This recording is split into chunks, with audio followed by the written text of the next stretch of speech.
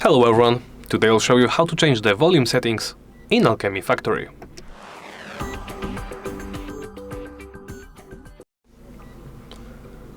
Let's begin by opening the Options menu. Once opened, make sure you're in the audio settings. Here you can change the volume. You can change the master volume by setting it from 0 to 100%.